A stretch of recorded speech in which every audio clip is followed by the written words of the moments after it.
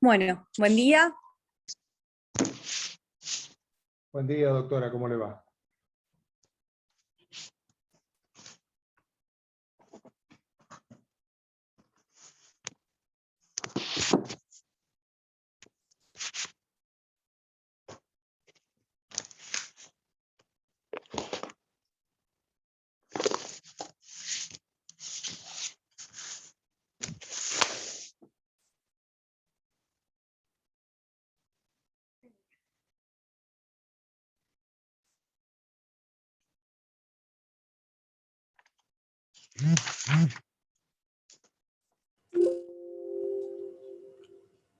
Está muteada, profesora. Ahora sí. ¿Me escuchan? ¿Se escucha Sí, bien? perfectamente. Sí. Bien. Si se llega a cortar, me escriben, ¿sí? Así lo modificamos como la otra vez. Ahora les decía, no sé si se habrá escuchado, que cambié de ambiente, a ver si acá no sé si era la señal de Wi-Fi o qué era lo que pasaba en la clase pasada. Antes de empezar con la clase de hoy, que lo que vamos a ver hoy es de la bolilla 3, de la bolilla 4 de juez, vamos a ver deberes y facultades de los jueces.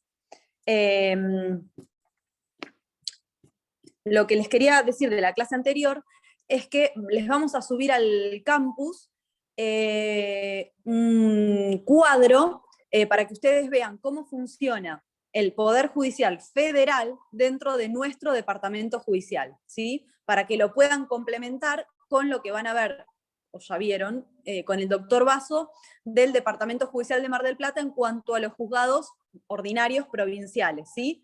Entonces, con ese cuadro ya van a tener bien armado cómo está compuesto el Departamento Judicial de Mar del Plata, tanto por los juzgados, tribunales, Cámara de Apelaciones, provinciales, como también los federales, ¿sí? Y por otro lado, también les vamos a subir, por la consulta que me hicieron la clase pasada, cómo está organizado el Poder Judicial en Cava, ¿sí? En la ciudad autónoma. Entonces, con eso vamos a dar por finalizado lo que sería, por mi parte, la unidad 3. Y vamos a empezar hoy con la unidad 4. A ver, ¿qué sería el punto que vamos a ver hoy? Unidad 4.3, deberes y facultades de los jueces. ¿De dónde estudiamos este tema? Del Código Procesal. Obviamente de provincia, como hablamos la otra vez. Ya ahora empezamos con todo lo que es provincial. Vamos a ver el artículo 34, 35, 36, 37 y el 45.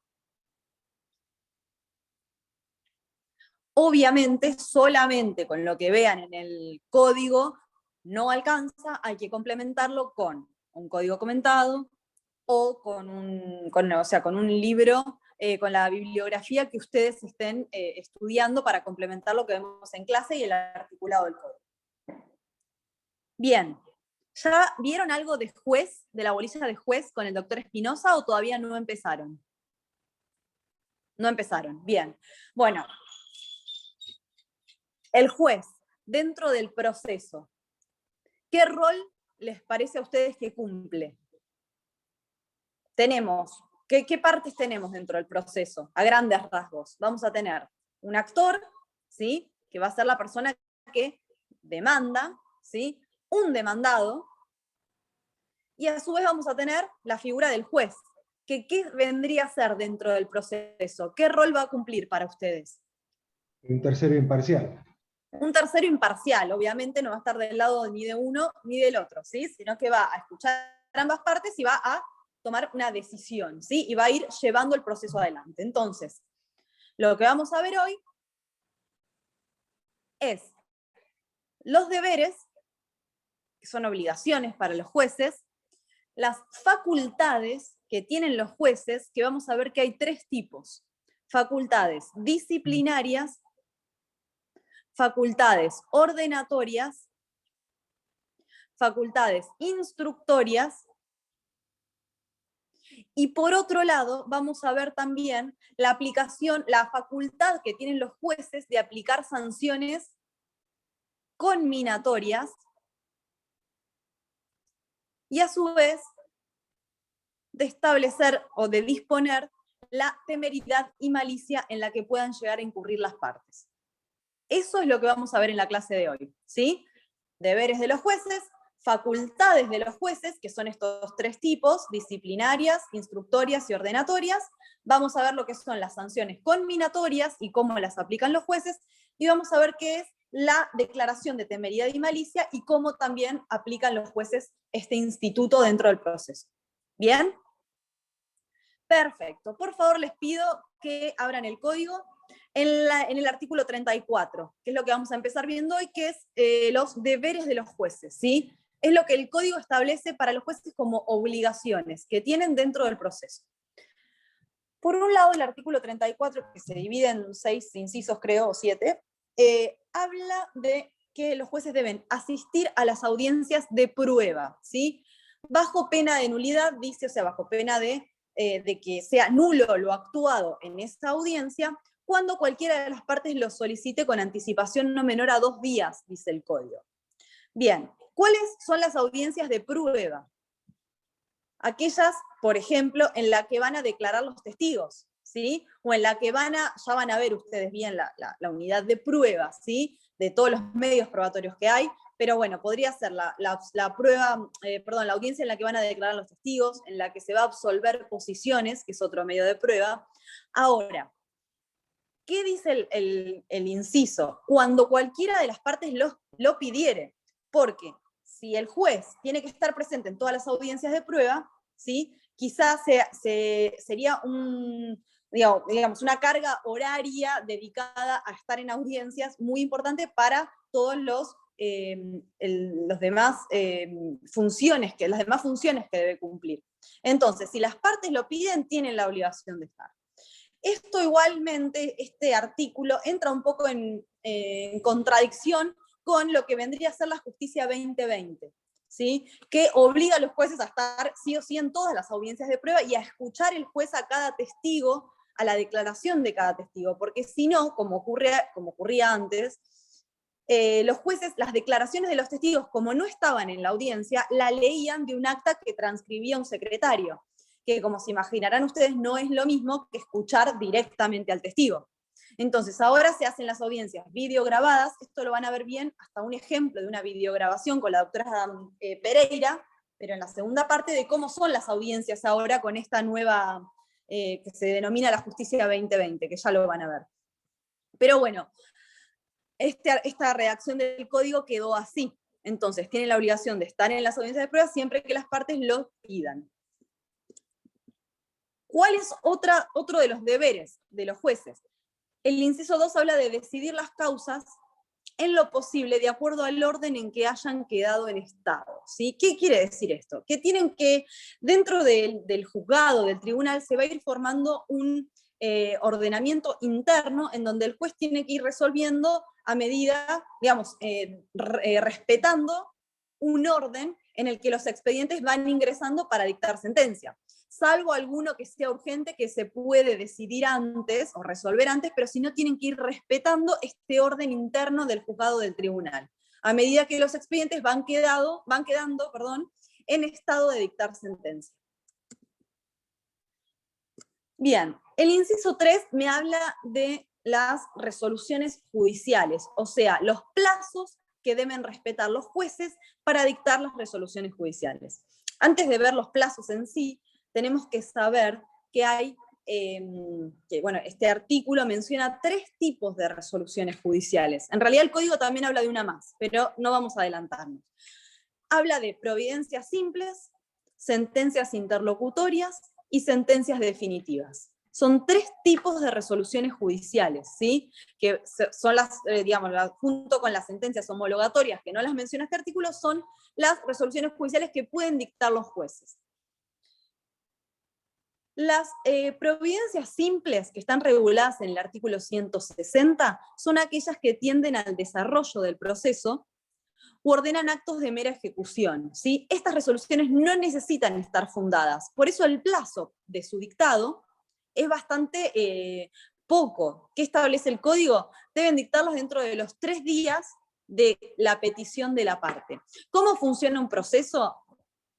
para que ustedes entiendan, como nuestro proceso es escrito, nosotros pedimos, los abogados, tanto el actor como el demandado, pide algo, se los hablo llanamente para que se entienda, por escrito, y el juez, si lo que tiene que resolver ante el pedido de la parte es una providencia simple, tiene un plazo de 3 días para dictar esa resolución desde que la parte lo pide.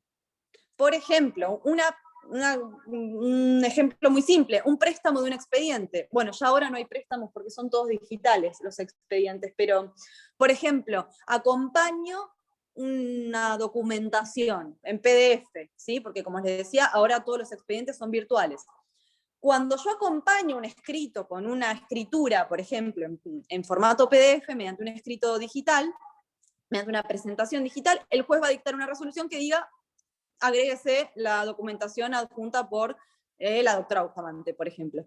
Eso es una resolución judicial de un renglón que va a tener determinados requisitos que ya vamos a ver cuando veamos resoluciones judiciales, pero es una providencia simple. Hace que el proceso continúa, agréguese el documento, punto. Entonces, tiene un plazo de 3 días desde que yo presento el escrito, agregando esa documentación. Profe, Esas son las... Sí. pregunta, ¿y qué relación tiene con el nombre de providencias simples? O sea, de providencia simple, ese tipo de resolución. ¿Tiene algún significado el nombre que lo podamos entender por ese lado? O... Sí, a ver, se refiere, al decir providencia es un tipo de resolución, sí es una resolución también, y son simples porque no requieren fundamentación, básicamente. No necesitan, o sea, no cuentan con todos los requisitos que sí necesitan tener el resto de las resoluciones judiciales. Las sentencias interlocutorias y las sentencias definitivas. Estas no necesitan estar fundadas, no se van a expresar sobre honorarios ni costas, no van a necesitar un previo traslado. No quiero entrar en detalle en lo que son las resoluciones judiciales porque es un tema de la mitad de la segunda parte, ¿sí? Pero quiero más o menos explicarles qué es cada tipo de resolución judicial, porque lo van a leer y si no, no van a entender qué es lo que están estudiando. Pero lo vemos Dale, gracias, profe. rápidamente en esta parte, ¿sí? Para que entiendan por qué un plazo es más largo que el otro. Providencias simples no requieren fundamentación, hacen que el proceso continúe. Por eso el plazo del dictado que los jueces deben dictarlo dentro de los 3 días. Es un deber, ¿sí? Distinto son las sentencias interlocutorias, que estas sí requieren de un plazo mayor, o el código les establece un plazo mayor para el dictado de estas resoluciones judiciales, porque sí necesitan estar fundadas, necesitan expedirse sobre costas, tienen otro tipo, ¿sí? De requisitos más complejos. Resuelven cuestiones incidentales que se van a plantear dentro del proceso. No resuelven la cuestión de fondo. Resuelven cuestiones que se van a ir planteando a lo largo del proceso y que el juez tiene que decidir para que el proceso también continúe. Estas requieren un plazo de entre 10 o 15 días, dice el código, dependiendo de si se trata de un órgano unipersonal o un órgano colegiado. ¿Alguien sabe qué es esto de órgano unipersonal u órgano colegiado? ¿O se imaginan a qué se puede referir? Órgano unipersonal es cuando es un solo juez en los juzgados, y el órgano colegiado vendría a ser cuando estamos hablando de tribunales, doctora. Tal cual, perfecto, Sergio, bien. Entonces, ¿por qué me varían los plazos? Si el órgano que va a resolver es un órgano unipersonal, o sea que tiene un juez, tiene 10 días para dictar la sentencia interlocutoria.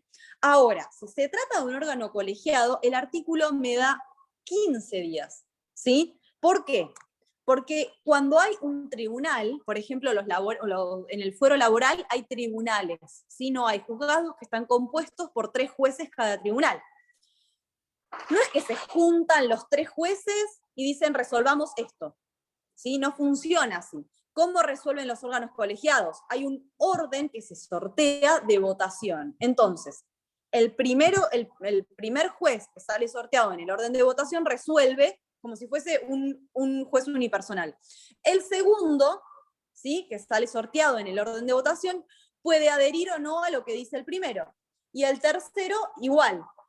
Entonces, como necesitan hacer este traspaso de juez a juez, se le otorga un plazo mayor para decidir. ¿Bien? Lo mismo sucede entonces, van a ver, con las sentencias definitivas, que estas sentencias sí son las que ponen fin al proceso, ¿sí? sentencia definitiva pone fin a la cuestión de fondo, el juez resuelve lo peticionado por el actor, si tiene razón o no, si se rechaza o no la demanda, si se hace lugar a la demanda en todo o en parte, ¿sí? Eso se resuelve con la sentencia definitiva. Y el código establece que los jueces tienen un plazo de 40 y 60 días para resolver. También de qué depende, de lo mismo. Si se trata de un órgano unipersonal serán 40 días, si se trata de un órgano colegiado serán de 60. ¿Bien? Por la misma cuestión que les expliqué con las sentencias interlocutorias. Entonces, ¿qué tenemos que saber en esto?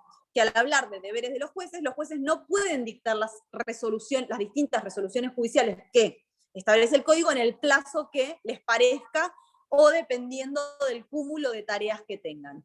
El código establece plazos en los cuales los jueces tienen que respetar para dictar las distintas resoluciones judiciales. Providencias simples 3 días desde la petición de la parte, sentencias interlocutorias entre 10 y 15, dependiendo de si se trata de un órgano unipersonal o colegiado, y sentencias definitivas dentro de los 40 o 60 días, dependiendo también si se trata de un órgano unipersonal o colegiado. ¿Bien? Y léanse también los artículos 160, 161 y 163 para tener una idea, no para estudiarlo, porque lo vemos en la segunda parte, pero para tener una idea, que es lo que vimos recién, de la definición o qué requisitos lleva cada una de estas distintas resoluciones judiciales que menciona este artículo. ¿Sí? Bien. Continuamos con los deberes de los jueces. Yo voy medio rápido porque es largo y quiero tratar de ver todo en la clase de hoy, pero si ven que hay algo que no quedó claro, lo repetimos, no hay ningún problema. Bien, otro deber de los jueces, fundar las sentencias, obviamente, ¿sí? Todas las resoluciones, perdón, fundar las sentencias no, dice fundar las sentencias interlocutorias y las sentencias definitivas, ¿sí? Respetando ¿qué? El principio de congruencia. Vieron que acá no me habla de fundar las providencias simples. ¿Por qué? Porque como les explicaba al principio, las providencias simples no requieren fundamentación. Sí las sentencias interlocutorias, sí las sentencias definitivas. Bien. El inciso quinto me habla de pautas que deben respetar los jueces para dirigir el procedimiento, ¿sí? Y hay distintos incisos que hacen al principio de concentración, principio de economía procesal, principio de saneamiento o depuración, ¿sí? Los van a ver todos los principios estos con el doctor Espinosa cuando vean la bolilla de principios, pero, por ejemplo, ¿qué es lo que dice el inciso 5? Concentrar en lo posible en un mismo acto o audiencia todas las diligencias que sea menester realizar. Por ejemplo, se trata de que si hay 5 testigos, no se van a hacer 5 audiencias distintas, ¿sí? Se hará una sola audiencia en la que declararán los 5 testigos, obviamente primero uno, pues el otro, pero si fijamos 5 días distintos para que en cada audiencia declare un testigo, se pierde demasiado tiempo y no se estaría respetando con este principio de concentración. O, por ejemplo, también, si ingresan para que el juez resuelva un escrito con una petición formulada por el actor y otro escrito a la vez con una petición formulada por el demandado, el juez va a dictar una sola resolución judicial, ¿sí? con una misma fecha, por ejemplo hoy que es 29 de marzo, y va a decir, a lo peticionado por el actor resuelvo esto, a lo peticionado por el demandado resuelvo esto, ¿sí? Entonces va a concentrar en un mismo acto estas dos resoluciones ante las dos peticiones de las partes, ¿bien? Por otro lado, habla del artículo, como les decía recién, del principio de saneamiento. Dice, señalar antes de dar trámite a cualquier petición los defectos o omisiones de que adolezca, ordenando que se subsanen dentro del plazo que fije. Y disponer de oficio toda la diligencia que fuera necesaria para evitar nulidades. ¿Qué quiere decir esto? Que si el juez advierte que en alguna presentación de alguna de las partes hay algún error, ¿sí? Tiene el deber de subsanar ese error mediante la resolución judicial que va a dictar, ¿sí? ¿Qué quiere decir cuando dice disponer de oficio? ¿Alguien sabe lo que significa de oficio? Cuando el juez actúa de oficio. Sin pedido de parte. Bien, perfecto. Entonces, ¿por qué se aclara siempre de oficio?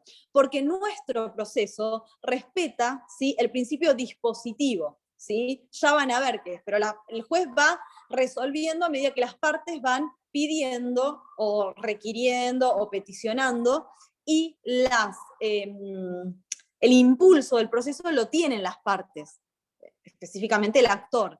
Ahora, hay cuestiones que el juez puede resolver o realizar sin que las partes se lo pidan. Entonces ahí van a leer ustedes que en el código en varios lugares dice que el juez puede resolver de oficio.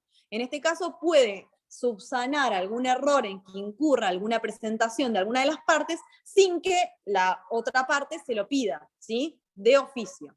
Bien. Habla también, obviamente, este es un principio genérico de mantener la igualdad en el proceso entre las partes.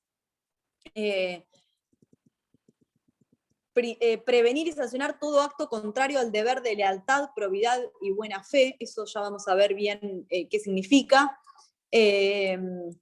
Y bueno, y finalmente habla de vigilar para que en la tramitación del proceso se respete el principio de economía procesal. Entonces, acá el inciso 5 del artículo 34 da pautas que debe respetar el juez para dirigir el proceso, ¿sí? Tiene todas estas obligaciones dentro del proceso.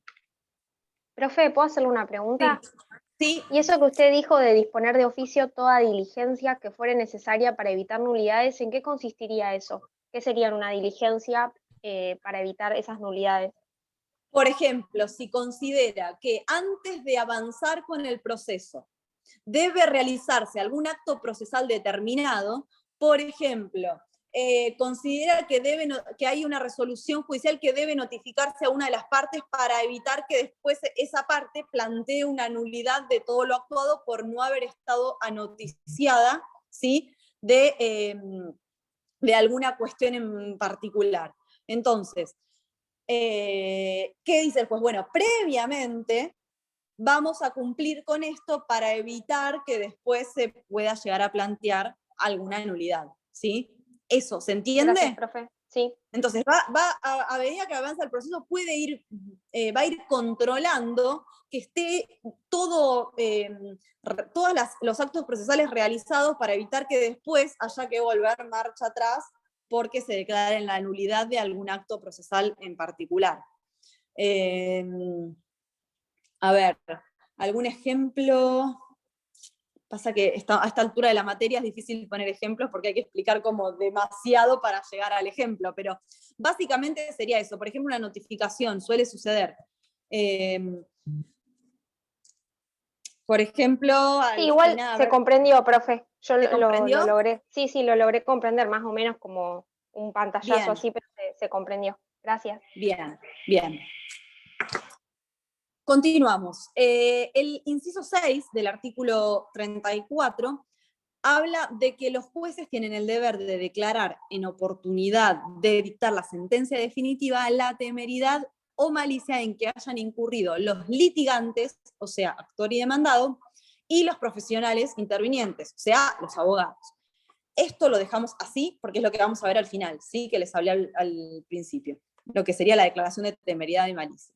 Pero cuando los jueces tienen la obligación de declarar esto, ¿sí?, al momento de dictar la sentencia definitiva.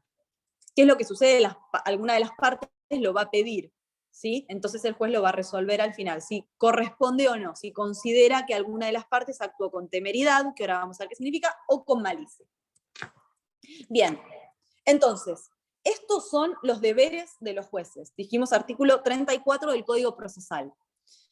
Como tocan algunos temas que todavía no vimos, como resoluciones judiciales, por ejemplo, o principios procesales, quería hacer el detalle de esas cuestiones en particular, pero esto lo van a ir relacionando ustedes a medida que vayan viendo toda la materia, porque toca puntos de todo el programa.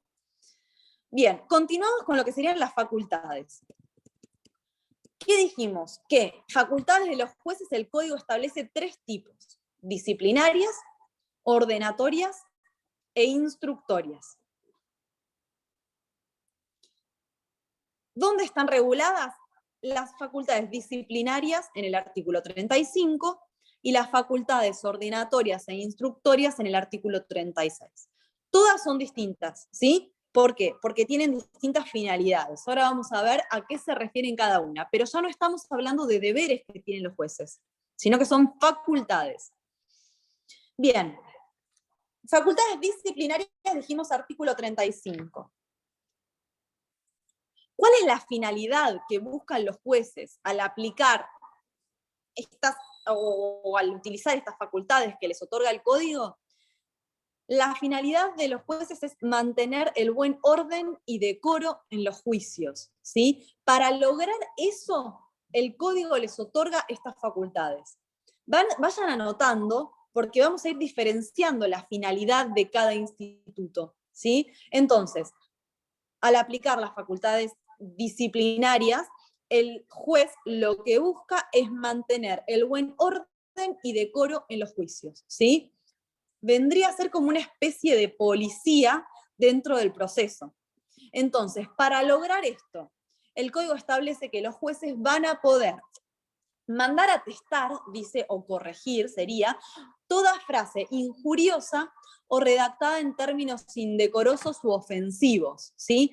A veces en los escritos, se los digo en palabras llanas, algunos abogados se ponen picantes, entonces el juez puede mandar a que ese abogado corrija, ¿sí? O quizá que utilice otro término en sustitución de alguna frase que pueda llegar a resultar ofensiva para la contraparte, ¿sí? Entonces, esta es una facultad que tiene el juez, justamente para evitar que el juicio se convierta en una pelea entre partes, ¿sí? También puede excluir de audiencias a aquellas personas que alteren, ¿sí?, su correcto desarrollo, ¿sí?, o aquellas personas que perturben indebidamente el curso de la audiencia. Como ustedes, bueno, saben o vamos a ver ya que las audiencias son públicas. Por lo general, cuando ustedes lleguen, por ejemplo, a práctica 3, que es la práctica penal, no sé si en práctica 2 o 1 se ve, pero en práctica 3 sí nos dan la opción, ¿sí?, de ir a presenciar una audiencia. Ahora no, porque ya son virtuales, pero en su momento nos daban la opción de presenciar una audiencia. Entonces uno como estudiante podía ir, sentarse y escuchar una audiencia que no tenía ni idea de qué se trataba, que no era parte del proceso, pero podía sentarse y mirar. Entonces el juez puede, ya sea una parte, una persona que nada tiene que ver, o incluso al abogado de una de las partes, o alguna persona que esté presenciando la audiencia, que sea o no parte del proceso, puede excluirlo si considera que está alterando o perturbando el curso de esa audiencia en perjuicio del desarrollo de la misma. ¿Bien? Y por otro lado, por último, otra de las facultades disciplinarias que tienen los jueces para lograr esta finalidad, ¿sí?, es aplicar sanciones o correcciones disciplinarias.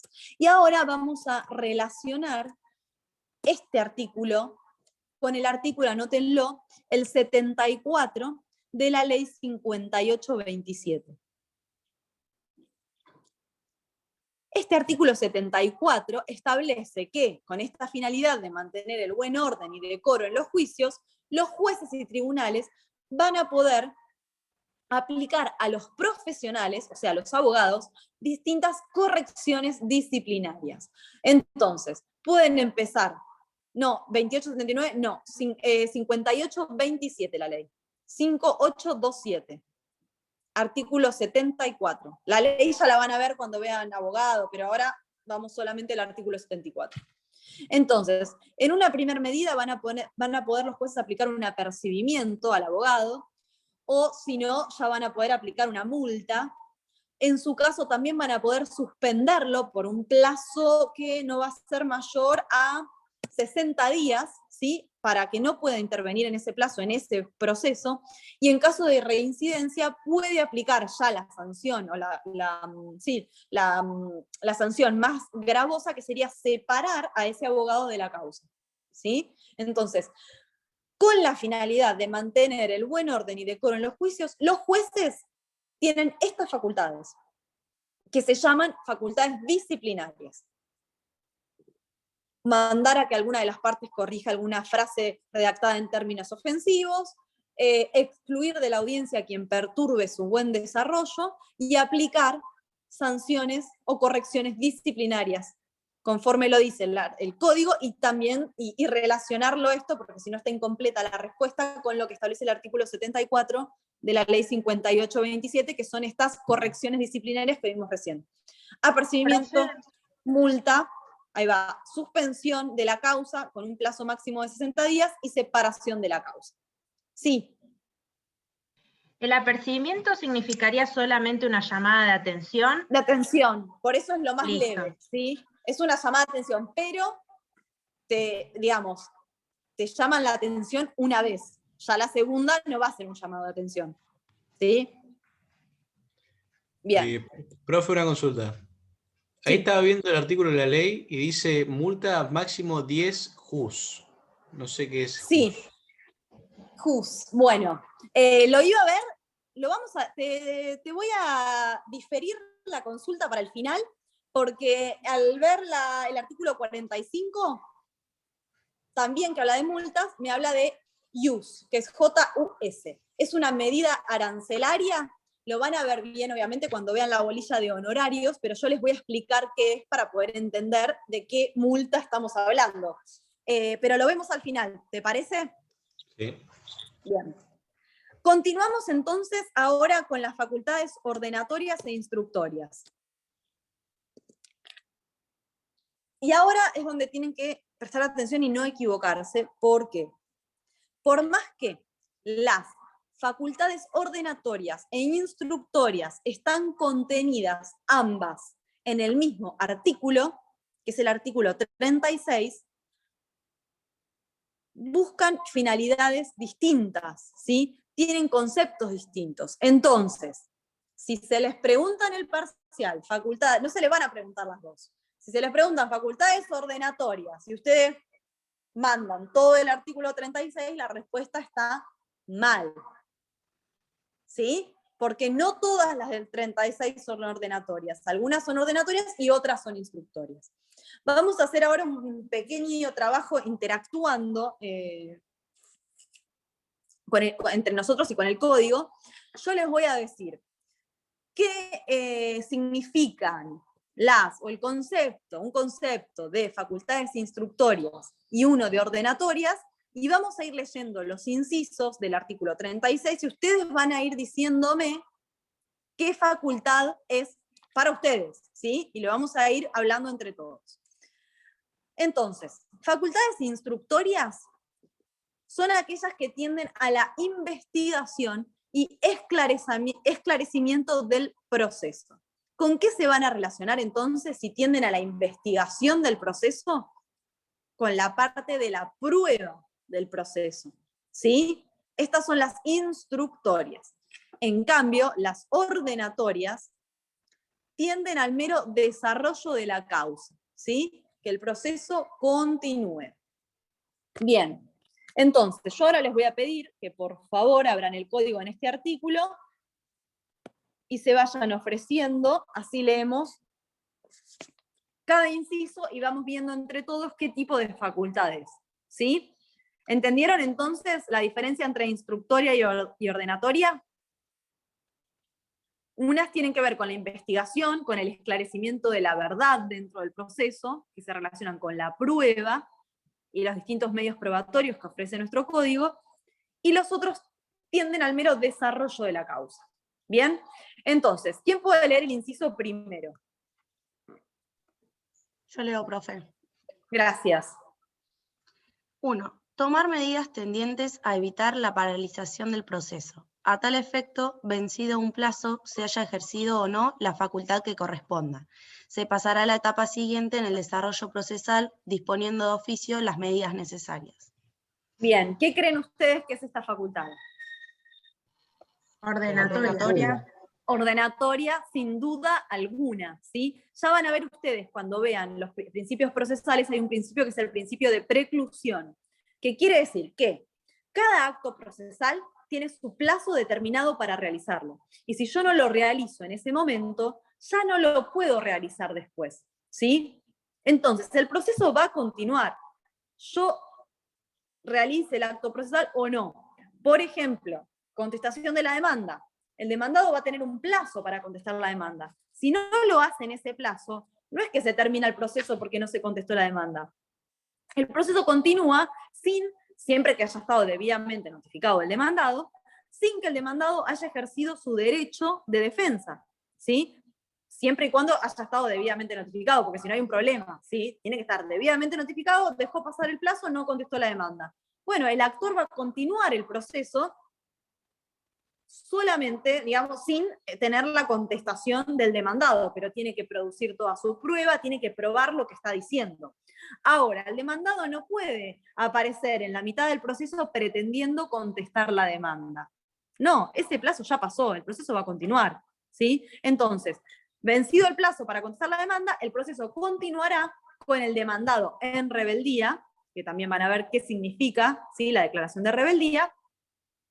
Y si el demandado decide incorporarse al proceso en la etapa probatoria, por ejemplo, bueno, va a poder, pero no puede realizar los actos procesales que ya transcurrieron dentro del proceso, ¿sí? Doctora, ¿cómo se llama principio de preclusión? ¿Cómo era? Preclusión.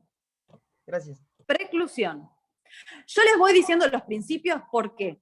Porque cuando ustedes vean la unidad de principios, van a estudiar conceptos. Ahora, imagínense que en el parcial no les vamos a preguntar defina concepto de preclusión, por ejemplo, porque es muy fácil, digamos, es estudiarse, si quieren, de memoria un concepto.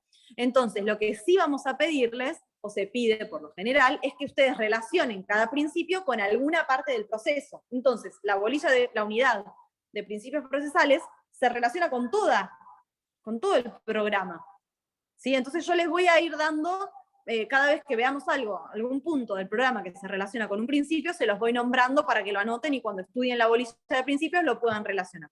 ¿Bien? ¿Quién puede leer el inciso segundo del artículo? Si quiere lo leo. Por favor. Inciso 2. Ordenar las diligencias necesarias para esclarecer la verdad de los hechos controvertidos, respetando el derecho de defensa de las partes. Bien, ¿qué va a hacer esta facultad? Instructoria. Instructoria. Esta sí, claramente, ¿sí? Ahora, ¿qué me dice al final? Respetando el derecho de defensa de las partes, ¿sí? Les voy a leer un pedacito de una resolución judicial, de un fallo, y quiero que me hagan sus comentarios al respecto. Es con relación a este inciso 2 del artículo 36. A ver, esperen, acá.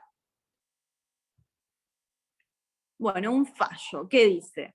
Dice, la facultad de instructoria que confiere el artículo 36, inciso 2 del ritual, cuando dice ritual, se refiere Código Procesal Civil y Comercial, en este caso de la provincia de Buenos Aires, tiene como límite el derecho de defensa del otro contendiente. ¿Quién es el otro contendiente? El demandado. Y la parte contraria. La otra parte, sí, depende, la otra parte, puede ser el actor o el demandado. Y no está destinada a suplir la inactividad probatoria de las partes, sino a despejar puntos que emerjan como dudosos de las pruebas producidas. ¿Quién puede traducir esto si es que se entendió? Puede ser que el juez en esta facultad instructoria no debe favorecer a ninguna de las partes. Tal cual. A ver, la facultad instructoria no puede ser, por ejemplo, a ver, el actor se olvidó en una demanda de daños y perjuicios por un accidente de tránsito donde la persona, el actor, tiene lesiones físicas, por ejemplo. Y el actor, el abogado del actor, se olvidó de ofrecer la prueba, una pericia médica, en donde un perito médico revise al actor y diga, sí, tiene estas lesiones que está diciendo que tiene en la demanda. No puede el juez decir, ordénese el sorteo de un perito médico. No, si se olvidó de ofrecer esa prueba, se perjudica porque era una prueba fundamental. Entonces el juez ahí, si ordena producir esa prueba, estaría avanzando sobre el límite que impone el derecho de defensa del demandado, porque el demandado va a decir, uy, se olvidó de esta prueba, genial, me viene bárbaro, ya está, no la puso, no la... Sí. ¿Y entonces qué puede ordenar el juez como diligencia en este caso para no favorecer a ninguna de las dos partes? Por ejemplo, si hay algún punto de pericia que considera que, alguna pericia que considera que necesita entender mejor, le puede pedir al perito, ¿sí?, que esclarezca algún punto de la pericia, claro, o que lo explique mejor, ¿sí? Pero de pruebas, que dice este fallo, por ejemplo, dice despejar puntos que emerjan como dudosos de las pruebas ya producidas, no agregar pruebas que se olvidaron alguna de las partes, porque ahí estaría avanzando sobre el derecho de defensa de la otra parte. Imagínense cuando el demandado advierte que el actor, o al revés, que la otra parte se olvidó de ofrecer algún medio probatorio fundamental para probar lo que está queriendo probar. Si el juez lo ordena a producir esa prueba, está favoreciendo a la parte que se olvidó, ¿sí? Se los digo muy, con un lenguaje, no sería tercero imparcial, tal cual, ¿sí? Estaría vulnerando este principio de imparcialidad del juez. ¿Se entiende el fallo? ¿Cómo se aplica? Una pregunta. Sí. Con el principio de la carga dinámica de la prueba, ahí el juez es el que estipula quién es el que está en mejor posición de poner la prueba, por ejemplo. Sí, tal cual. Sí, pero son pruebas ofrecidas, ¿sí? Ya van a ver la diferencia entre ofrecer prueba, producir prueba. En este caso, lo que dice este ejemplo del fallo es que no puede ordenar que se produzca una prueba que ninguna parte lo pidió, ¿sí? La prueba dinámica dice, a ver, de las pruebas solicitadas por las partes, ¿quién está en la posición más favorable para producirla e incorporarla al expediente? Pero en este caso no puede pedir algo que ninguna de las partes lo hayan pedido, ¿sí? ¿Se entiende? Sí. Bien. Continuamos. ¿Quién puede leer el inciso 3? ¿Lo leo, profe? Por favor. Corregir algún error material o suplir cualquier omisión de la sentencia acerca de las pretensiones deducidas en el litigio, siempre que la enmienda o agregado no altere lo sustancial de la decisión y ésta no hubiese sido consentida por las partes. Bien, ¿qué creen que es esta facultad? Ordenatoria.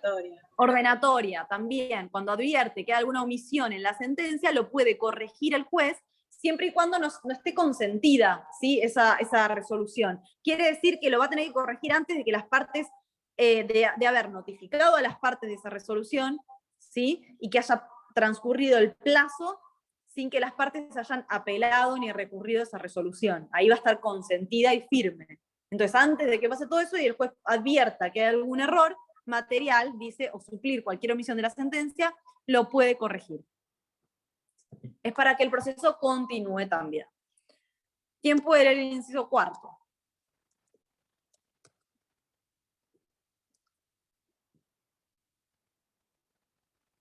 Por favor. ¿Querés que lo lea, profe? Sí. 4. Disponer en cualquier momento la comparecencia personal de las partes para intentar una conciliación o requerir las explicaciones que estimen necesarias al objeto del pleito. La mera proposición de fórmulas conciliatorias no importará prejuzgamiento. Bien, ¿qué creen ustedes que es este inciso? Instructoria. Ordenatoria.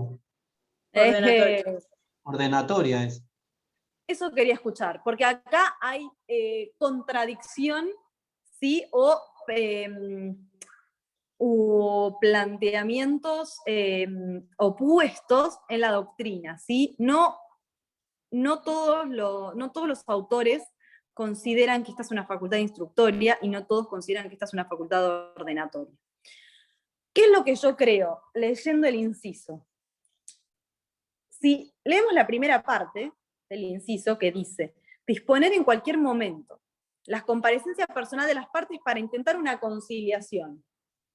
Esto yo considero que esto es una facultad ordenatoria, porque al intentar una conciliación no se trata de buscar quién tiene razón, se trata de ver si en ese momento del proceso se puede llegar a un acuerdo entre actor y demandado y puede terminar el proceso ahí por una conciliación. Quizás no esté toda la prueba producida, o sea que el juez no va a poder ver o decidir quién tiene razón o no. Lo que se va a tratar de decir, bueno, en esta instancia del proceso, el demandado, ¿tiene algo para ofrecer que al actor le sirva para terminar el proceso acá? Entonces, ahí no se está buscando el esclarecimiento de la verdad, ni se está investigando, ni nada. Entonces yo considero que esta primer parte es una facultad ordenatoria. Ahora, la segunda parte del inciso que dice, o requerir las explicaciones que estimen necesarias al objeto del pleito, ahí ya sí me parece que es instructoria, porque está pidiendo explicaciones. ¿Para qué? Para tratar de averiguar la verdad de los hechos. Entonces, en este inciso van a tener, lean un poco del autor que ustedes estén estudiando. Palacios, por ejemplo, considera que es una facultad instructoria, pero capaz si leen otro autor van a ver que va a decir ordenatoria. Entonces, al contestar sobre este inciso, van a tener que hacer la aclaración de que podría interpretarse como una u otra y por qué. ¿Bien? ¿Quién puede leer el inciso 5? Profe, yo. Decidir en cualquier momento la comparecencia de los peritos y de los testigos para interrogarlos acerca de todo aquello que creyeran necesario. Bueno, ¿qué facultad es? Instructoria. Esta sí, sin duda alguna, ¿sí? Se está buscando la verdad. Inciso 6.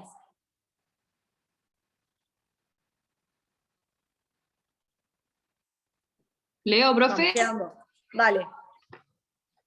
Mandar con las formalidades prescritas en este código que se agreguen documentos existentes en poder de las partes o de los terceros en los términos de los artículos 385 y 387. Bien. Más allá de los artículos que estaba citando, ¿qué facultad es? Instructoria también. Instructoria, porque está pidiendo que se agreguen documentos, ¿sí? Bien. Y por último, ¿quién puede leer el inciso 7?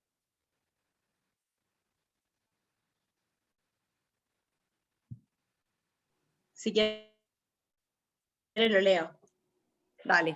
Inciso 7. Impulsar de oficio el trámite cuando existan fondos inactivos de menores o incapaces a fin de que los representantes legales de estos o en su caso el asesor de menores efectúen las propuestas que estiman más convenientes en interés del menor o incapaz, sin perjuicio de los deberes propios de dicho funcionario con igual objeto.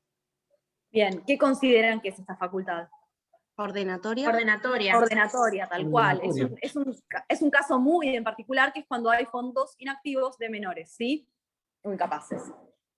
Entonces, vamos a recapitular lo visto hasta ahora de las facultades. Dijimos que los jueces tienen facultades. ¿Cuántos tipos de facultades menciona el código? 3 tipos. Tenemos las facultades disciplinarias, tenemos las que son para mantener el buen orden y decoro en los juicios, tenemos las facultades ordenatorias, ¿sí? Que son aquellas que tienden al mero desarrollo de la causa, y tenemos facultades instructorias, que son aquellas que tienden a la investigación y esclarecimiento de la verdad dentro del proceso. Si leemos el artículo 36, sabemos que facultades instructorias tenemos el inciso 2, conforme el trabajito que hicimos recién, el inciso 5 y el inciso 6.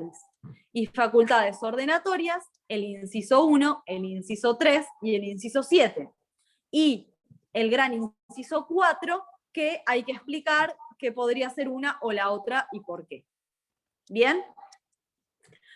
Perfecto. Vamos a pasar entonces ahora a ver las sanciones conminatorias, que están reguladas en el artículo 37.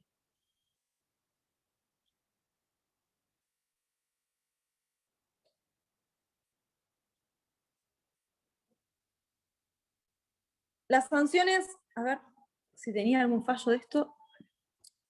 Profe. Sí. ¿Puede ser que esto tenga un poco que ver con las sanciones conminatorias que vemos en obligaciones? Sí. Si no me equivoco. Eso les iba a decir. ¿Cómo se llaman? ¿Astraintes? Astraintes, es lo mismo. Sí. Es lo mismo. Me había olvidado Entonces, ya. si vieron obligaciones, es lo mismo.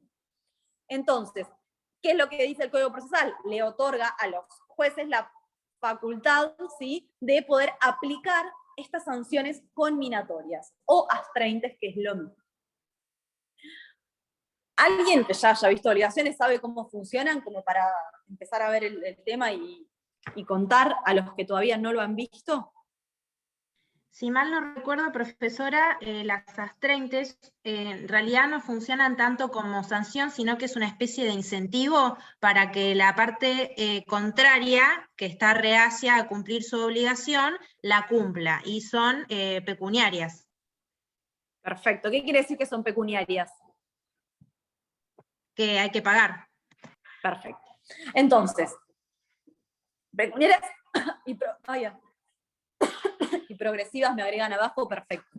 Entonces, ¿qué es una multa? ¿Sí? Que va a poder aplicar el juez. ¿Cuándo? Cuando hay una de las... ¿Para qué? Digamos, ¿cuál es la finalidad?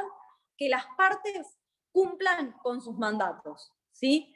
Que ya sea actor o demandado, por lo general va a ser el demandado, que cumpla con una orden judicial. Cuando se le está imponiendo una orden judicial y no cumple, el juez va a poder aplicar este tipo de multas o sanciones. ¿Para qué? Para hacer, digamos, para incentivar o motivar a la parte a que cumpla. ¿Por qué? Porque ya se le está aplicando una multa en dinero.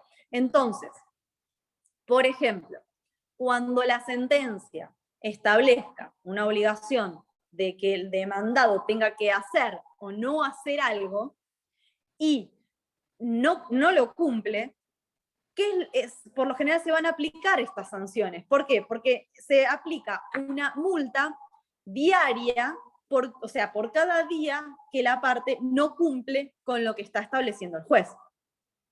Entonces, cada día que pasa es como que una alcancía que vamos sumando deuda. ¿Para quién va a ser ese dinero? Para la parte contraria. En favor de, sí, claro, en favor de la parte afectada. Claro, por el incumplimiento. Entonces, si vemos las características de las sanciones conminatorias, son sanciones, como dijimos recién, pecuniarias, o sea, se establecen en dinero. Las multas también se van a graduar en proporción al caudal económico de la parte que tiene que cumplirlo. Obviamente, no va a ser el mismo monto de multa que se imponga a una empresa multinacional por cada día de retardo, sino que como la multa que se puede aplicar a un particular. Por ejemplo, por ejemplo, en un caso de familia, a un padre o madre que no cumple con un régimen de visitas, por ejemplo, ¿sí? No va a ser el mismo monto, sino que se va a analizar y a fijar en función del caudal económico de la parte que tiene que pagar. Son a favor, como dijimos recién, otra característica del litigante perjudicado por el incumplimiento. Por otro lado, van a poder ser dejadas sin efecto o reajustarse o reducirse si el obligado al pago desiste de esta conducta de incumplimiento o si justifica total o parcialmente su proceder, si justifica por qué no puede estar cumpliendo con lo que establece el juez. ¿Sí? O sea, que no son fijas. Y una vez que la parte cumple, obviamente se dejan de aplicarse estas sanciones. No tienen nada que ver con, por eso yo les hablaba bien de las finalidades, con las facultades disciplinarias. ¿Cuál es la finalidad de la facultad disciplinaria que tiene el juez que vimos recién?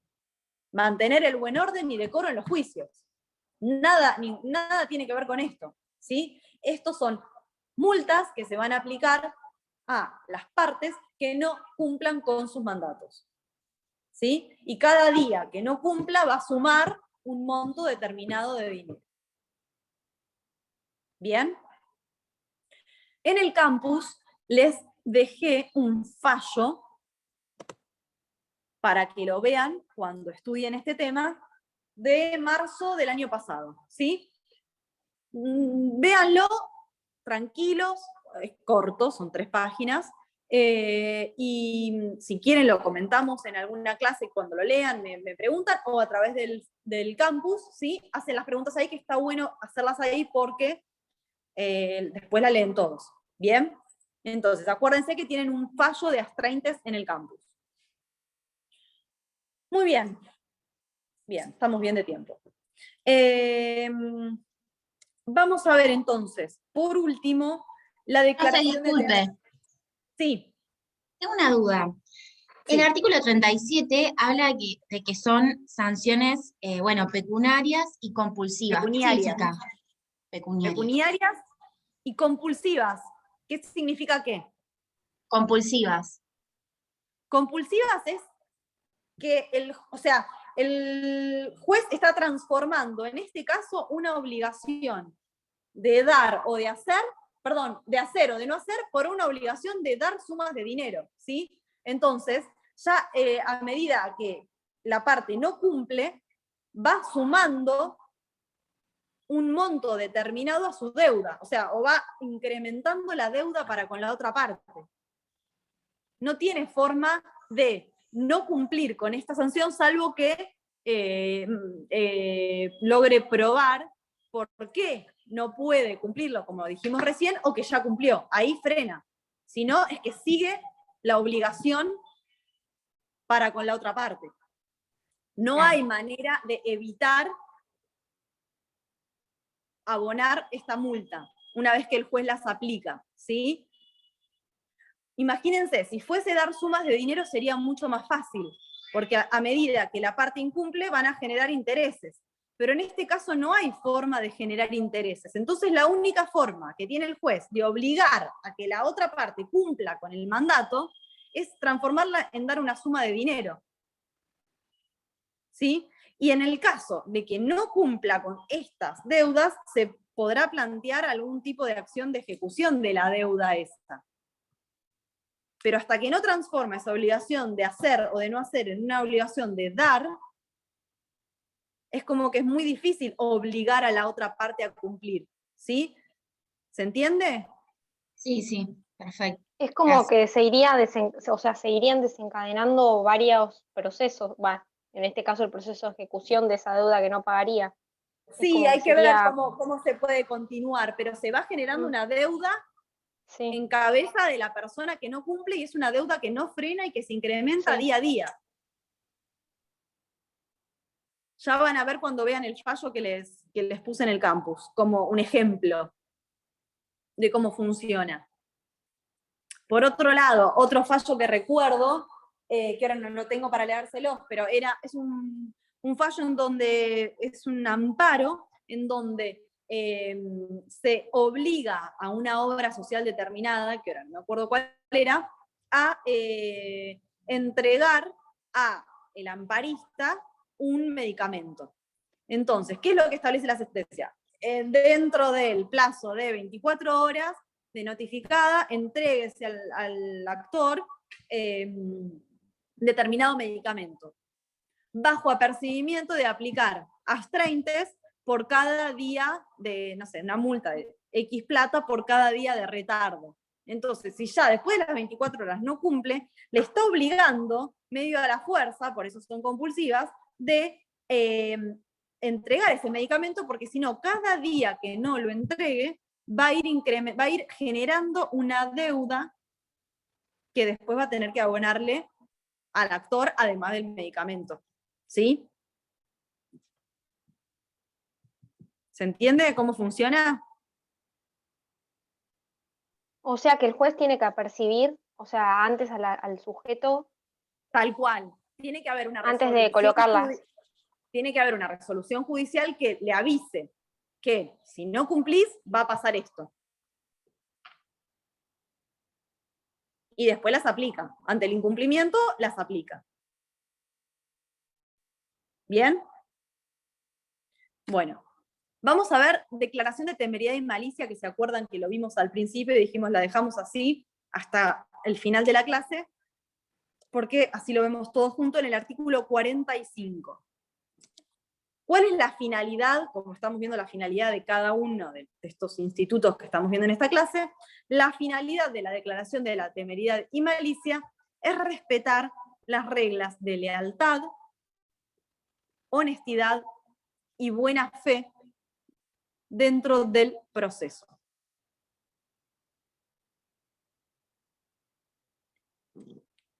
Bien.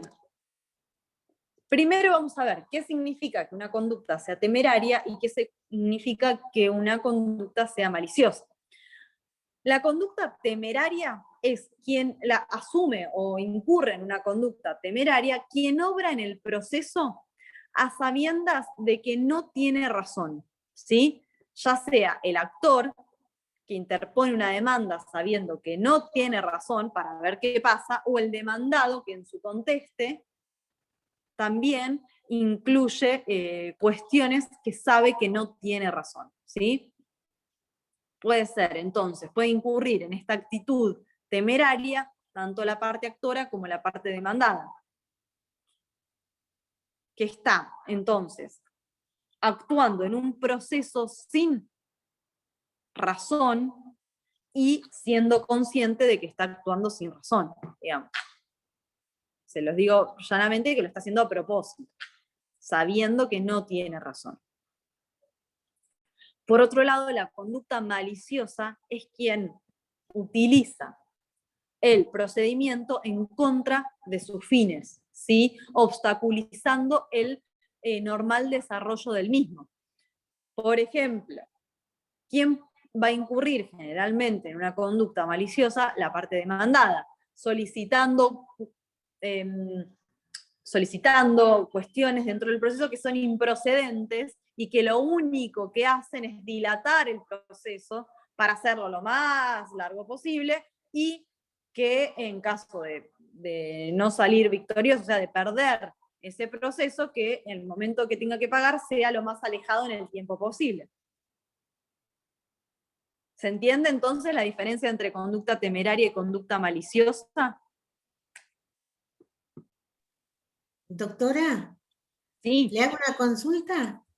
Sí. A mí una obra social que se negó a darme en la cobertura, pagando Sí. ya todo el tributo, ahora me dice que ellos me lo otorgaron y que yo había decidido cambiar de obra social. Y nunca me lo otorgaron. ¿Eso es maliciosa o es temeraria? No, en realidad no sé, no, ninguna de las dos cosas. En realidad, no sé si vos iniciaste un proceso de amparo para que te cumplan para que te entreguen esa medicación o te cumplan ese tratamiento que estás reclamando. La Subsecretaría de Salud de la Nación, del Ejecutivo, intervino porque yo fui a través del Defensor del Pueblo. Ah, bien. ¿Y la obra social qué dice? ¿Que vos no tenías cobertura con esa obra social en ese momento? Ellos, claro, nunca me lo otorgaron. Nunca me otorgaron la obra social, que estaba dentro del plan. Y ahora dicen que ellos me la dieron y que yo la rechacé y cambié de obra social. Y eso es mentira. Obviamente. Si no, Bueno, no hubiera recurrido a la justicia. Bueno, a ver, una cosa es una estrategia que pueda llegar a tener el actor o el demandado, que no quita que después pueda tornarse, si el juez lo considera, en declarar una conducta temeraria, que sería en este caso si fuera, pero no sé, no quiero decir porque no sé cómo es el caso, ¿sí? Y otra cosa es una estrategia que pueda llegar a tener alguna de la parte. Obviamente que cuando el actor interpone una demanda, el demandado va a negar todo, ya van a ver contestación de demanda, pero se niega todo y se da su propia versión de los hechos. Entonces, quizá en este caso lo que esté haciendo la obra social es dando su propia versión de los hechos, que si después logra probar lo que está diciendo, no es una conducta temeraria, porque va a demostrar que tiene razón, ¿sí? Lo que no quita que si no puede probar lo que está diciendo, sí el actor va, o sea, vos vas a poder pedir que se decrete temeraria la conducta, y en ese caso se le va a aplicar, el juez, si considera que así es, le va a aplicar una multa. que ahora vamos a ver cómo es la multa. Claro, entonces la conducta temeraria o maliciosa se va a probar después en la prueba. En realidad, Bueno. a ver, una de las partes lo puede pedir o el juez lo puede declarar de oficio, ¿sí? Y va a tener que explicar o fundamentar el por qué, ¿sí? Claro. Obviamente que miente, ¿no? Es obvio, yo lo sé. Entonces, No, claro. Se defiende como puede, pero no es así. A ver, las obras sociales, las compañías de seguro, son todo igual. Van a tratar, digamos, llegan hasta la última consecuencia y si tienen que cumplirlo van a hacer al final, pero mientras tanto deja que pase. Claro. ¿Sí?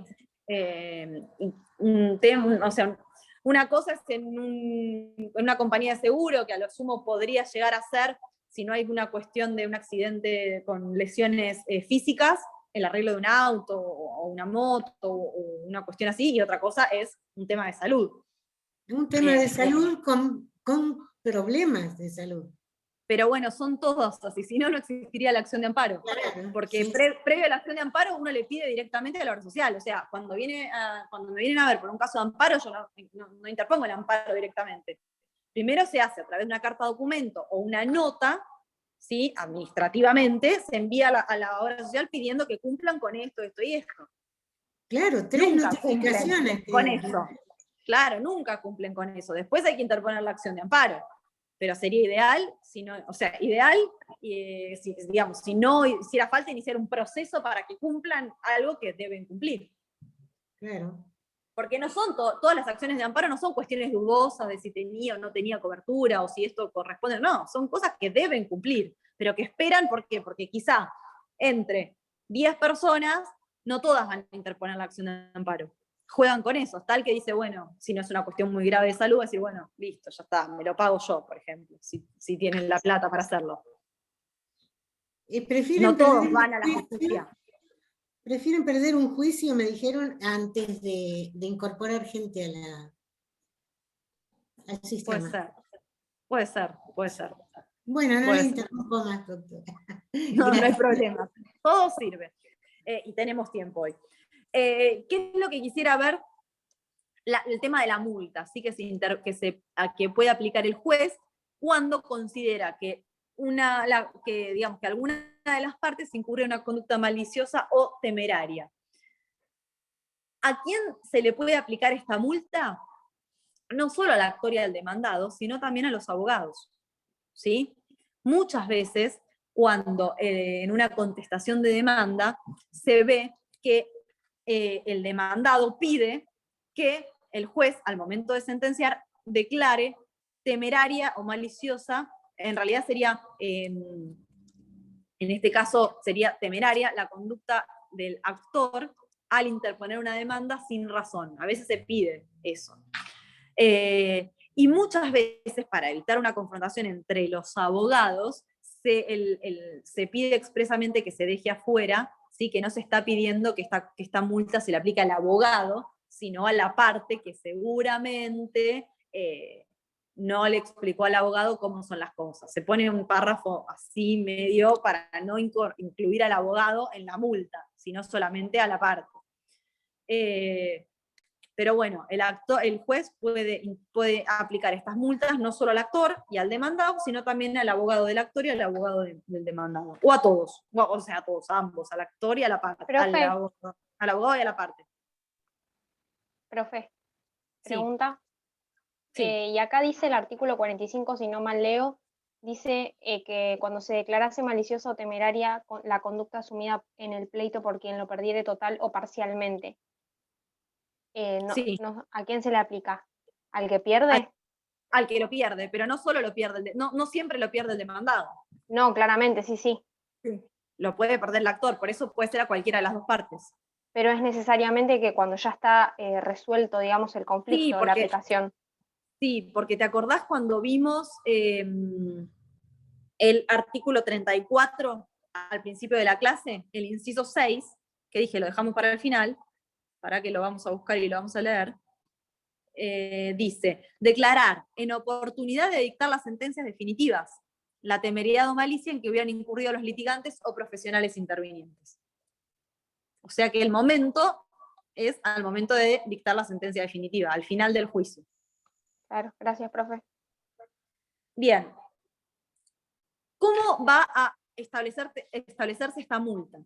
Va a ser entre el 3 y el 10% del valor del juicio.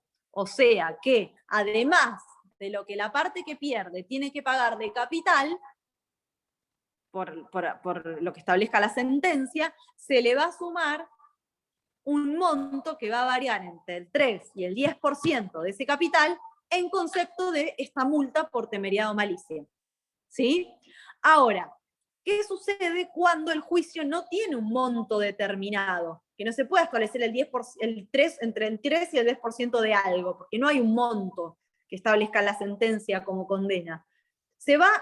Acá es donde entran a jugar lo que son los ius. Se va a fijar un valor entre 10 y 750 ius. ¿Qué es el ius? Es una medida arancelaria. La van a ver ustedes cuando vean la ley de honorarios.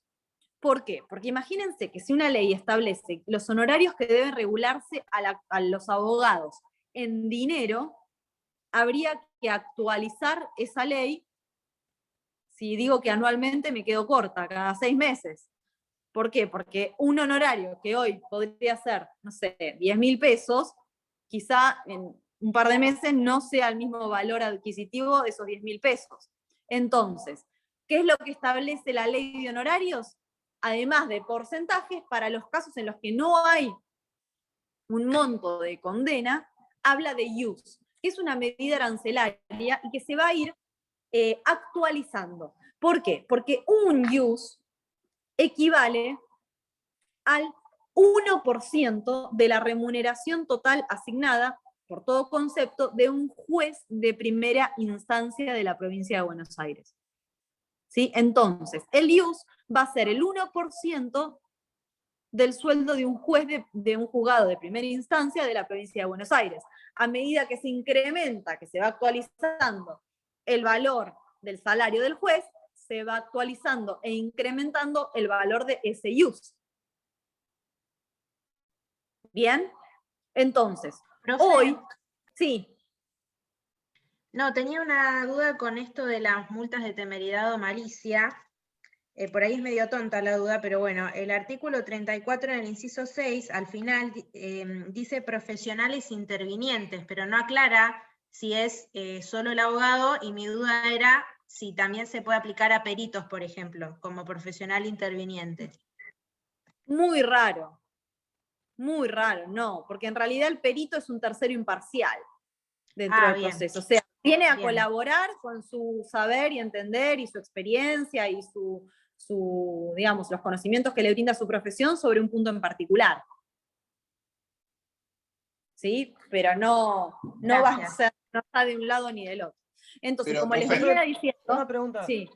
¿Había dicho los valores entre cuánto? Para si no había... Sí. No había Eso está en el artículo, es entre 10 y 750 ius.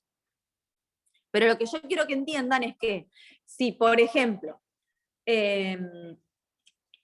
hoy en un juicio, hoy me regulan honorarios por 10 ius. Por ejemplo, si me los pagan hoy, yo ¿qué tengo que ver? Bueno, a ver, ¿cuánto vale el ius hoy? Hoy vale, si no me equivoco, 2.307 pesos. Entonces tendré que multiplicar 2.307 por 10 ius. ¿Sí? Ahora, si no me pagan los honorarios hoy, y no me los pagan, y yo presento una ejecución, o intimo que me los paguen y me los pagan en 4 meses, yo voy a tener que ver cuánto vale el ius en esos 4 meses. Que quizás no sean 2.307 pesos, capaz va a ser más. Quizás sea, no sé, 2.400. Entonces voy a tener que multiplicar 2.400 por 10. Entonces, de esta manera, nunca se nos desactualiza el monto de los honorarios. Lo mismo aplican este artículo con la multa por temeridad de malicia. Entonces, el juez va a poder establecer una multa entre 10 y 750 ius. Imagínense, es un rango enorme, dependiendo de la entidad de la conducta de la parte o del abogado. 7 sueldos y medio de un juez. 375 ius, Bueno, hay que multiplicar 375 por el valor del IUS al momento del pago. Esto está regulado en la ley de honorarios, que es la ley 14.967. Ya la van a ver con el doctor Basso, si no me equivoco. Pero ahí está regulado todo lo que son los honorarios. Y ahí van a ver, creo que en el artículo primero ya establece cómo se calcula el valor del IUS. Y esta multa, obviamente, va a ser a favor de la otra parte, ¿sí? De la parte perjudicada por esta conducta temeraria o maliciosa. Bien. El que me había preguntado antes qué era el IUS, ¿se entiende ahora o queda alguna duda? No me acuerdo qué alumno era. ¿Se entendió? O sea ¿Se entendió? O sea que 750 IUs, 7 sueldos y medio de un juez, más o menos. Hay que multiplicar el 1%, ¿sí? O sea, no, ustedes no van a tener que buscar cuánto es el sueldo del juez y sacar el 1%. Ustedes van a tener, se pone directamente en Google, en la página de la Suprema Corte de Justicia, valor del IUS actual, y te va a decir, ahora creo que dice, desde el 1 de diciembre del 2020 vale 2.307. Ah, ya está fijo. Y ahí van a ir viendo y se va actualizando. Cada vez que establezca una sentencia, ya sean honorarios o esta multa en IUS, van a tener que buscar cuánto vale el valor del IUS actual. Entonces así nunca se nos van a desvalorizar los honorarios. Sí, sí. Gracias. Bien. Bueno. Entonces, vimos todo el punto 3 de la unidad 4. Vimos de dónde estudiar esto, les dije los artículos, lo complementan con el autor que ustedes estén estudiando. Vimos los deberes de los jueces, artículo 34. Vimos facultades de los jueces, artículo 35 y 74 de la ley 5827, en lo que son las facultades disciplinarias, que tienen por finalidad mantener el buen orden y decoro en los juicios. Vimos facultades ordenatorias e instructorias, ambas reguladas en el artículo 36, pero son distintas y no todos los incisos son ordenatorias, sino todas instructorias, por eso hicimos la diferenciación. Vimos lo que son las sanciones conminatorias, artículo 37, cuya finalidad es que las partes cumplan con sus mandatos. Les dejé un fallo en el campus para que vean de sanciones conminatorias. Y finalmente vimos la declaración de temeridad y malicia, artículo 45, que también lo nombra el artículo 34, inciso sexto, que vimos al principio al hablar de los deberes de los jueces. Y la finalidad de la declaración de temeridad y malicia es cumplir con la honestidad, con el principio de honestidad y buena fe procesal y lealtad procesal. Bien. ¿Alguna duda de esto? No. El miércoles vuelven a tener clases conmigo, ¿sí? Vamos a ver mediación. Les voy a dejar también, que ya lo tienen en el campus, hay un punto de esta unidad, que ya les digo qué punto es. Es el punto 5 de la unidad, ¿sí? Que habla de funcionarios judiciales. Les dejé un PowerPoint para que estudien eso del PowerPoint y obviamente el código y del autor que elijan, no solo de acá porque no les va a alcanzar. Pero habla de los secretarios, los deberes de los secretarios, ¿sí? Artículo 38 del Código Procesal y el 39. Auxiliar letrado también les pide el programa, así que todo eso lo tienen en este Power. Funcionarios judiciales, creo que se llama, es el nombre, está en la bolilla 4. Entonces, tienen el fallo de astraentes o sanciones combinatorias y tienen esto de los funcionarios judiciales. En estos días les vamos a subir de la clase pasada de poder... ay, se me trabó. Poder Judicial Federal, ¿sí? Un cuadro con la organización del Poder Judicial Federal dentro de nuestro departamento judicial y también con la organización del Poder Judicial en Cava, que es lo que me consultaron la otra vez. Y vamos a ver si hacemos algún trabajito práctico de lo que vimos hoy, de deberes y facultades de los jueces. Y el miércoles vemos mediación. ¿Bien? Bueno, llegamos a ver todo. Fue muy rápido. ¿Tienen alguna duda? ¿Quieren que repase algún tema? Todavía tenemos 5 minutos. No, profe, gracias. ¿No? Termino. ¿Todo bien? ¿Está claro? Bien, siempre igual tienen el campus, en el foro para preguntar lo que quieran. ¿Bien? Bueno, muchas gracias. Doctora. Muchas gracias. Nos vemos, Gracias, nos doctora. vemos el miércoles. Gracias. Gracias, doctora. Hasta luego. Gracias, A ustedes, doctora. hasta Hasta luego. luego. Adiós, muchas gracias. Adiós.